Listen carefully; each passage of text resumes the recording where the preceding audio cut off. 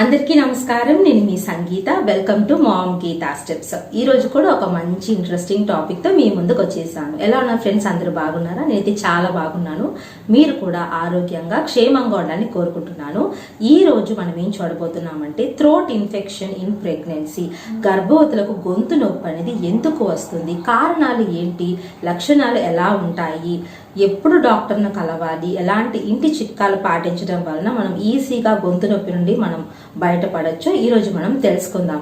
అంతకంటే ముందు ఒకవేళ మీరు గనక మన ఛానల్ మొదటిసారి చూస్తూ ఉంటే తప్పకుండా మామ్ గీతా స్టెప్స్ సబ్స్క్రైబ్ చేసుకోండి. సో ఇంకెందుకు ఆలస్యం, లెట్స్ స్టార్ట్ అవర్ వీడియో.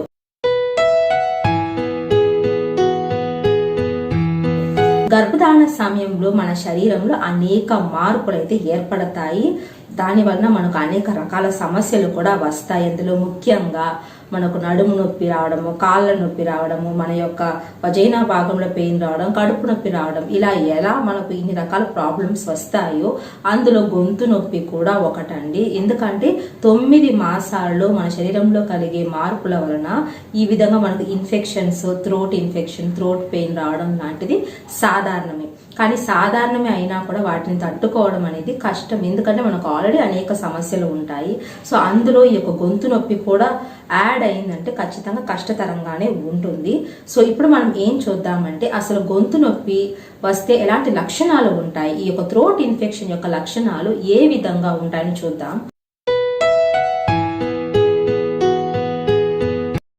మొదటిగా చూస్తే మన గొంతులో దురదగా స్టార్ట్ అవుతుంది అనమాట. ఫస్ట్ మంట అయితే ఉండదు, దురదతో స్టార్ట్ అవుతుంది.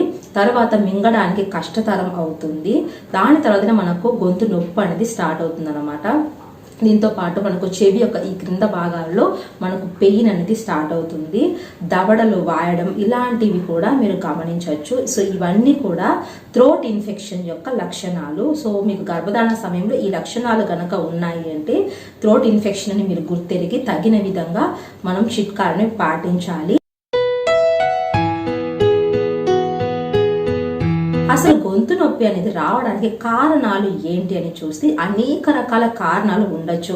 అందులో ముఖ్యంగా బ్యాక్టీరియల్ ఇన్ఫెక్షన్ ఉండొచ్చు, వైరల్ ఇన్ఫెక్షన్ ఉండొచ్చు, హార్మోనల్ చేంజెస్ కారణంగా కూడా మనకు గొంతు నొప్పి వస్తుంది. మన శరీరంలో ఎస్ట్రోజన్, ప్రొజెస్ట్రాన్ హార్మోన్స్ అనేవి ఉత్పత్తి అవుతూ ఉంటాయి. సో వాటి వలన ఏమవుతుందంటే కొన్నిసార్లు ఇన్ఫెక్షన్స్ లేదా గొంతు నొప్పి అనేది వస్తూ ఉంటుంది. అంతే కాదండి, కొంతమందికి అలర్జీస్ ఉంటాయండి. కోల్డ్ వలన గొంతు నొప్పి రావడము, లేదా కొంతమందికి రన్నింగ్ నోస్ వలన గొంతు నొప్పి రావడం ఇలాంటివి కూడా ఉంటాయి. కొంతమందికి ఆల్రెడీ కోల్డ్ బాడీ ఉంటుంది, సైనస్ ఉంటుంది.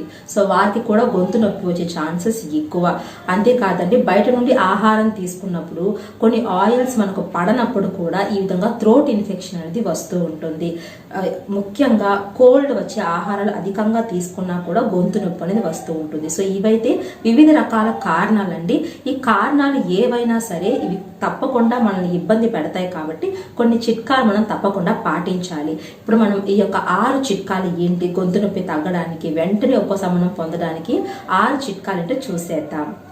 మొదటిగా చూస్తే ఉప్పు నీటితో గార్గిల్ చేయడము. ఇది ఫస్ట్ రెమెడీని చెప్పాలండి. గొంతు నొప్పి స్టార్ట్ అయిన ఫస్ట్ డే నుంచే మీరు ఈ రెమెడీ అనేది స్టార్ట్ చేశారంటే తప్పకుండా మీకు 3-4 రోజులంటే గొంతు నొప్పి అనేది తగ్గిపోతుంది. ఏ విధంగా చేయాలి అంటే దీనికి హాట్ వాటర్ తీసుకోకూడదండి, గోరువెచ్చని నీరు మాత్రమే తీసుకోవాలి. చాలా మంది వేడి నీటితో గార్గిలింగ్ చేస్తారు, ఇది చాలా పెయిన్ఫుల్ గా ఉంటుంది. కాబట్టి గోరువెచ్చని నీటితో, 1 కప్పు గోరువెచ్చని నీటిలో 1/2 టేబుల్ స్పూన్ మీరు ఉప్పు అనేది వేసి గార్గిలింగ్ అనేది స్టార్ట్ చేయాలి. ఒక్కసారి మనం అలా పుక్కులించి వేయడం కాదండి, ఒక 1 మినిట్ వరకు అట్లీస్ట్ గార్గిల్ అనేది చేయాలి.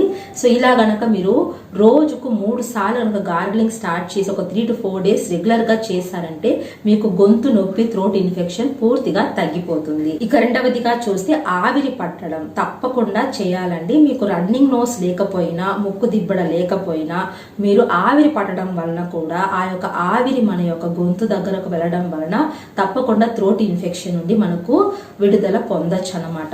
ఎలా పట్టాలి అని చూస్తే నార్మల్ హాట్ వాటర్లో ఆవిరి పట్టడం కంటే మీరు అందులో కొంచెం పసుపు అయినా లేదా పెప్పర్మింట్ ఆయిల్ అన్నా వేసుకొని, లేదంటే Zandu balm, normal Zandu balm కూడా వేసుకొని మీరు ఆవిరి అనేది పట్టచ్చండి. దీనివల్ల ఎలాంటి ప్రాబ్లం అయితే రాదు. కాబట్టి ఆవిరి కూడా పట్టడం కూడా ఒక మంచి రెమెడీనే. ఏం చేస్తారంటే రోజుకు 1 లేదా 2 సార్లు ఆవిరి పట్టండి. ఉదయం మరియు సాయంత్రము ఆవిరి పట్టండి. ఇలా కనుక మీరు 3 to 4 days చేస్తే చాలా వరకు మీకు గొంతులో నొప్పికి రిలీఫ్ అనేది.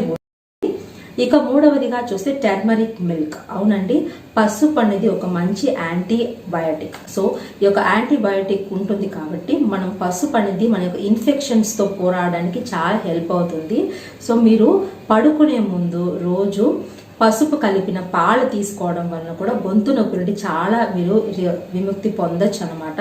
ముఖ్యంగా మీరు పసుపు పాలలో చక్కెర అనేది వేసుకోకుండా దానికి బదులుగా బెల్లమైన తేనెైనా వేసుకొని మీరు తాగడం వలన త్వరగా దీని నుండి మీరు ఉపశమనం పొందొచ్చు. చక్కెర అనేది మనకు డయాబెటీస్ ఉన్నవారు అసలు వాడకూడదు. కాబట్టి నార్మల్గానే డయాబెటీస్ అనేది రాకుండా ఉండాలి అంటే మనం తేనెైనా బెల్లమైనా ఈ యొక్క పసుపు పాలలో కలుపుకొని తాగడం మంచిది.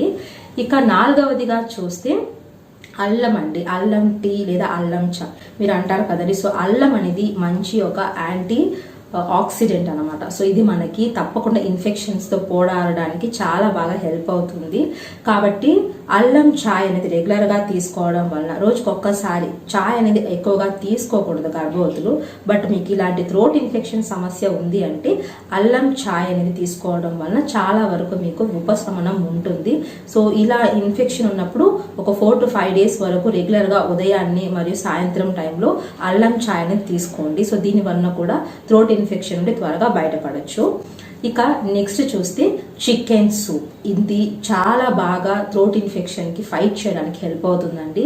చికెన్ సూప్లో ఉండే యాంటీ ఆక్సిడెంట్స్ అనేవి థ్రోట్ ఇన్ఫెక్షన్ త్వరగా నయం అవడానికి హెల్ప్ అవుతాయి. So chicken soup with pepper పౌడర్తో కనుక మీరు రెగ్యులర్గా సాయంత్రం టైంలో కనుక తీసుకున్నారు అంటే మీకు ఈ యొక్క థ్రోట్ ఇన్ఫెక్షన్ నుండి త్వరగా విముక్తి అనేది కలుగు. ఇక చివరిగా చూస్తే విశ్రాంతి తప్పకుండా తీసుకోవాలండి.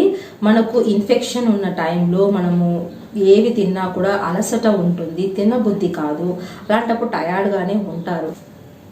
విశ్రాంతి తీసుకుంటే తగ్గిపోతుందా ఇన్ఫెక్షన్ అని చాలా మందికి డౌట్ ఉండొచ్చు. తప్పకుండా విశ్రాంతి అనేది చాలా ముఖ్య పాత్ర వహిస్తుంది.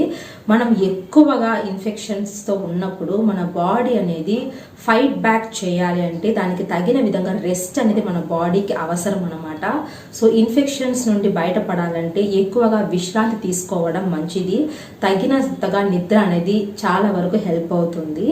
సో ఇది మన శరీరంలో ఉండే ఇమ్యూనిటీని బూస్ట్ చేసి ఇన్ఫెక్షన్స్తో పోరాడడానికి హెల్ప్ అవుతుంది అనమాట. కాబట్టి ఎక్కువగా మీకు థ్రోట్ ఇన్ఫెక్షన్ ఉన్నప్పుడు ఇలాంటి రెమెడీస్ పాటిస్తూ బాగా విశ్రాంతి తీసుకోండి. సో ఇది కూడా మీకు చాలా వరకు థ్రోట్ ఇన్ఫెక్షన్ రిలీఫ్ అనేది ఇస్తుంది. సో ఫ్రెండ్స్, ఈ యొక్క అన్ని రెమెడీస్ కూడా మీరు ఒక 7 days వరకు మీరు ట్రై చేయొచ్చు. ఎందుకంటే నార్మల్గా ఈ యొక్క ఇన్ఫెక్షన్ ఎఫెక్ట్ అనేది 7 days వరకు ఉంటుందండి. మీకు 7 days మీరు ఫాలో అయినా కూడా మీకు తగ్గలేదు అంటే ఇది ఇక ఇన్ఫెక్షన్ అనేది మనకు రెమెడీస్తో పని చేయదనమాట. అప్పుడు మనం వైద్య సహకారం తప్పకుండా తీసుకోవాలి. 7 days తర్వాత కూడా మీకు ఇన్ఫెక్షన్ కంటిన్యూ అవుతుంది, కొంచెం కూడా మార్పు లేదు అంటే తప్పకుండా డాక్టర్ను కలిసి మీరు దానికి తగ్గిన విధంగా మెడిసిన్స్ అనేవి తీసుకోండి. మీరు గర్భవతి కాబట్టి మీకు సేఫెస్ట్ మెడిసిన్స్ మాత్రమే డాక్టర్స్ రికమెండ్ చేస్తారు. సో ఫ్రెండ్స్, చూసారు కదా గర్భవతులకు థ్రోట్ ఇన్ఫెక్షన్ ఎందుకు వస్తుంది, ఎలాంటి ఆహారం తీసుకోవాలి, ఎలాంటి చిట్కాలు పాటించాలో. ఐ హోప్ ఈ వీడియో మీకు యూస్ఫుల్గా ఉందనుకుంటున్నాను. యూజ్ అనిపిస్తే తప్పకుండా వీడియోని లైక్ చేయండి, మీ ఫ్రెండ్స్ కూడా వీడియోస్ని షేర్ చేయండి. ఇంకా మరిన్ని వీడియోస్ చూడాలనుకుంటే మామ్ గీతా సబ్స్క్రైబ్ చేసుకోండి. So thank you so much for watching.